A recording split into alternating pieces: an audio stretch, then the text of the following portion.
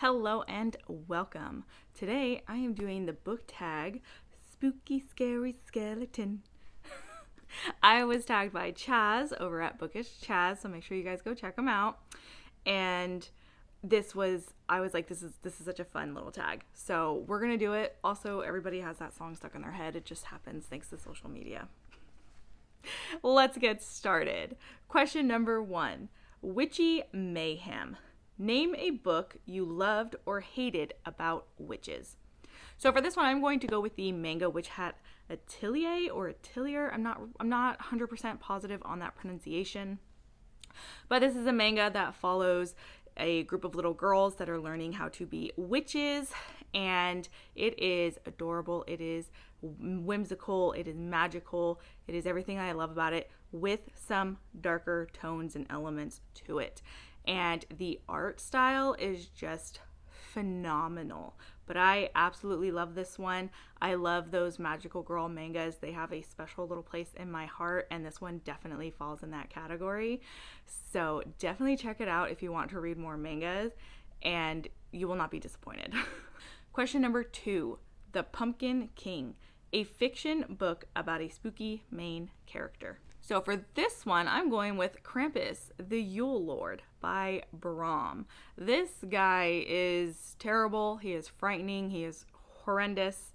Just his ultimate goal is to kill Santa. And this book is very dark. It's very gruesome and gory at times. That's just the way Brom writes. I technically have not even finished it because Krampus went on like a 5-page rant. Dude likes to hear himself talk. It gets to be a bit much after a while. I'm going to attempt to try and reread this one around Christmas time, because the cool thing with this one is like you can read it at like Halloween time, or you can read it at Christmas time if you want like that murderous, scary Christmas atmosphere. So definitely interesting one to check out. Also, the great thing about all of like Brom's books is that they incorporate his art in some form or another, because dude can draw. Okay, dude can draw. To give you a little idea of what I'm talking about. That's definitely one of my biggest drawing points to Brom's work. This is actually my sister's copy though, because she's a big Brom fan, so I gotta send that to her at some point. Gotta give it back. Number 3, Orange Fever, a book with the word orange in the title, or a book with an orange cover. So none of my books have the word orange in the title, and I only have 3 books that are orange, so I went with Ithaca by Claire North.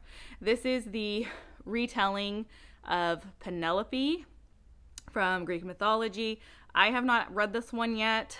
That's just kind of what happens. I love Greek mythology and I love reading retellings of them, so I tend to just buy them all up, and then when I'm ready to read them, I read them.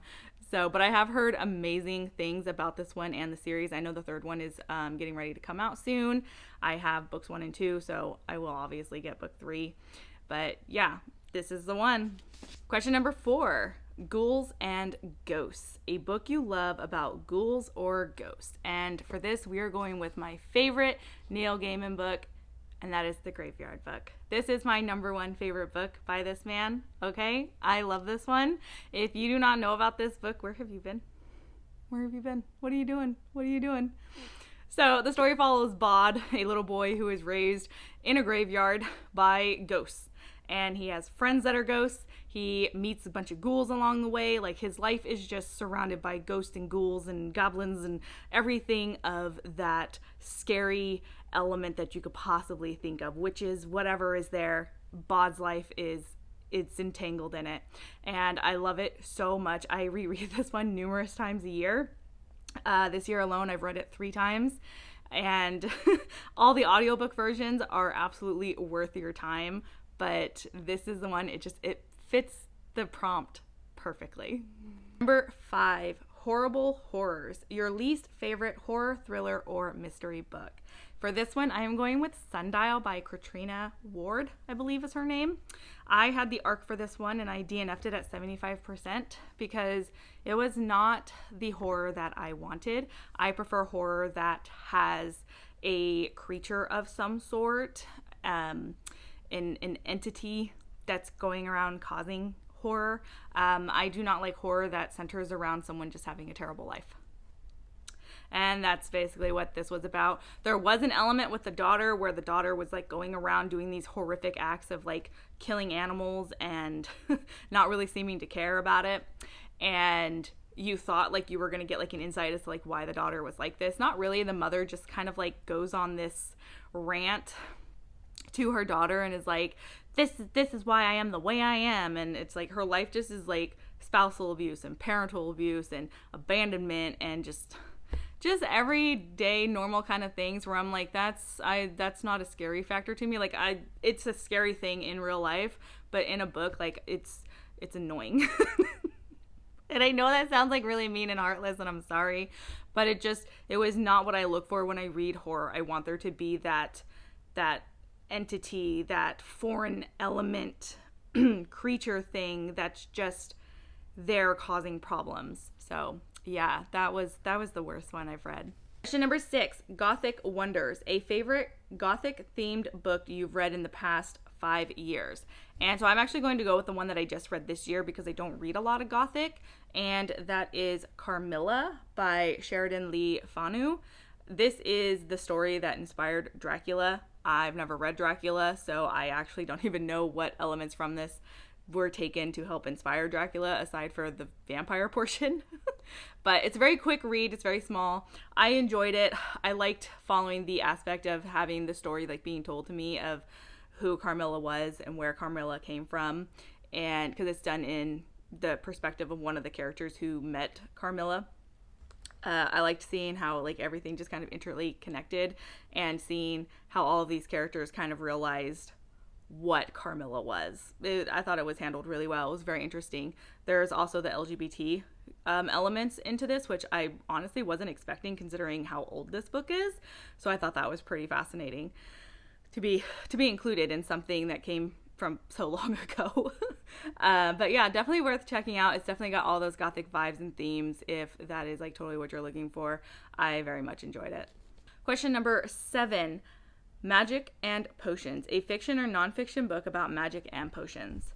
So for this one, we are going to go with The Hedge Witch by Carrie Thomas. This is the prequel novella to Threadneedle, and it follows Rowan, who is sent off to go live with her crazy aunt and learn how to be a hedge witch. And one of the things that involves being a hedge witch is making potions that come from the plants that you grow in your garden, as well as using your magic to work the plants that are in your garden. So it's a twofer, like, and I love that. I love the fact that like the magic works both ways. Like they help cultivate the plants using their magic, and then they turn around and they use those same plants to turn into potions for different things. Overall, the story was entertaining. It was good. Rowan is 16, and I think the author pulled off the perspective of a 16-year-old being annoyed that she can't spend her summer trying to get her first kiss. It was so realistic. Like, you go through this whole book and you're just like, Rowan, sweetheart, there's magic right in front of you. Why are you so concerned about kissing a boy right now? Can you get it together? Magic right there.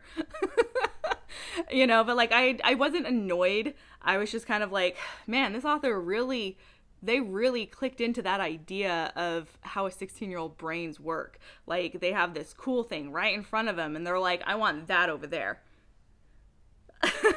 There is a little mystery involved in the story. I thought it was all right. Overall, it's a quick, easy read that I think is done really well. It does make me interested in reading the next one because I do own Threadneedle itself. I just haven't gotten around to it because I believe Rowan is the main character in Threadneedle just years later.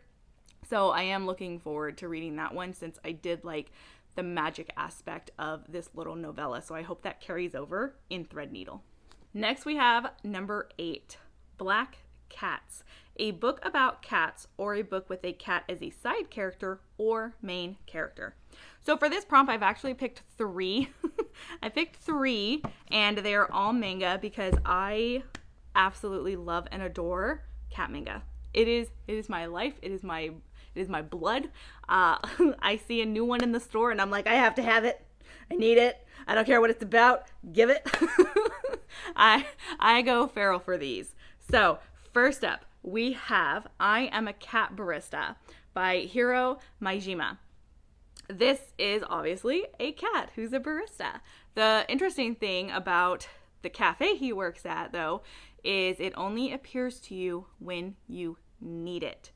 And I love that aspect. So it's not just always there, it's just it appears when you need it. And he spends his time calming the patrons down, talking them through their problems, helping them overcome whatever stress and struggle they're dealing with. And it gets to the point where some of the patrons start to be like, why are you a talking cat?